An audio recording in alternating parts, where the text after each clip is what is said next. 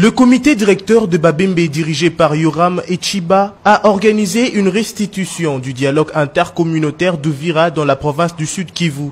Cette cérémonie de restitution a été organisée à Kinshasa aux membres de la communauté Babembe qui y vivent. Il était question au cours de cette séance de faire une synthèse du déroulement du dialogue du cahier des charges de la communauté Babembe qui comporte des éléments importants, entre autres les exigences de l'annulation du décret créa la commune de Minembwe en territoire de Fizi Itombwe, la dénonciation d'accaparement de terres et la création de pouvoirs coutumiers parallèles par les Tutsis, dire non à l'armée commandée par une seule communauté Tutsi, dire non aux tueries et à l'insécurisation dont les originaires Babembe sont victimes sur leur propre terre, en complicité avec les FRDC Tutsi et les autorités corrompues. Le secrétaire général et porte-parole de la communauté Babembe revient ici sur l'essentiel de cette communication.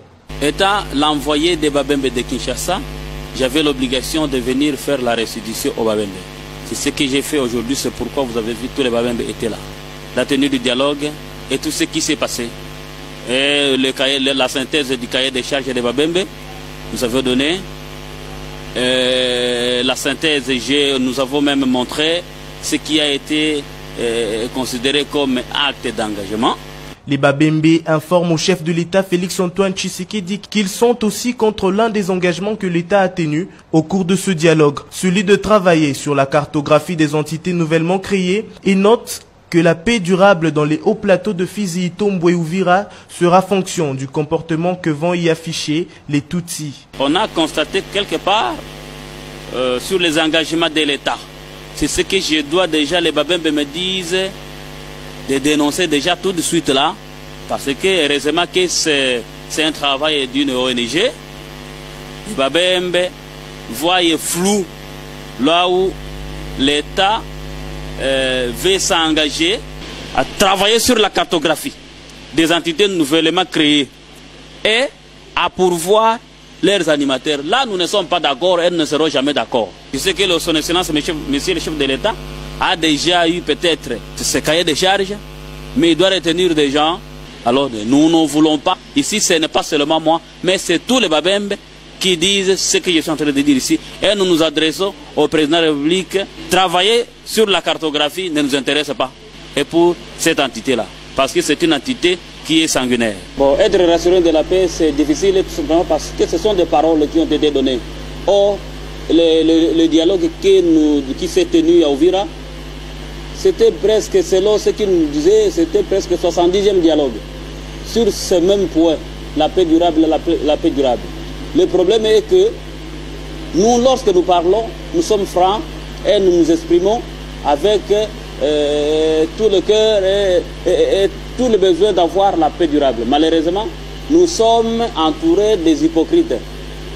Hein, les amis avec qui nous traitons nous mettent dans une situation « je t'aime, moi non plus ». Nous allons confirmer que ces engagements sont vraiment pris en compte après des années.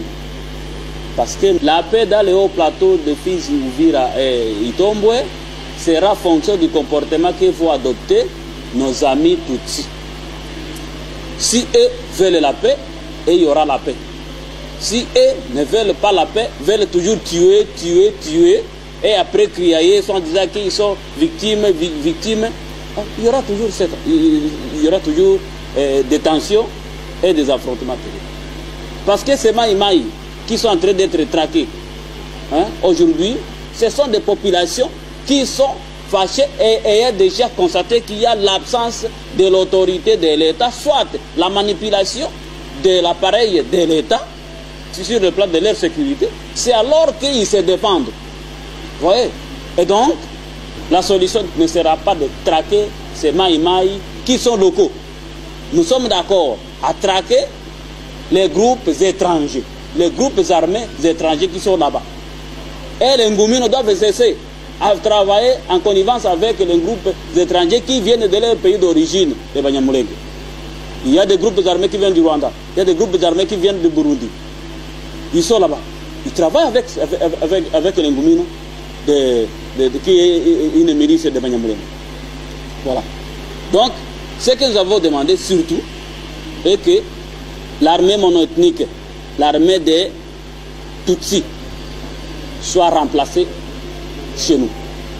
Prouve, président de la République, nous avons besoin, la population a besoin réellement de lui prouver que vous travaillez pour l'intérêt du peuple.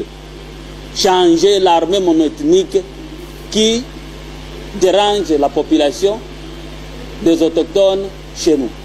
2. La création des pouvoirs parallèles, pouvoirs coutumiers parallèles. C'est trop, ça ne peut pas être accepté, même en Bouddhima et même dans les Kasaï. Que quelqu'un, tout simplement parce qu'il y a une communauté qui est venue là, elle a déjà fait 50 ans, 25 ans, et nous, subitement, il commence à créer, à installer ses chefs coutumiers. Ça ne peut pas se passer. Même ici, si nous pouvons nous hasarder de le faire, les Baswahili commencent à installer les chefs coutumiers ici. Je pense que les Batékés vont nous chasser, ne vont pas nous supporter. Et donc, ce que vous ne pouvez pas supporter que l'on vous fasse, ne les supportez pas, ne les cautionnez pas pour qu'on les fasse aux autres. Parce que cet exemple qui veut se faire chez nous va dans quelques années servir de jurisprudence pour les autres diasporas qui sont en train d'aller ailleurs. Nous sommes à Kinshasa.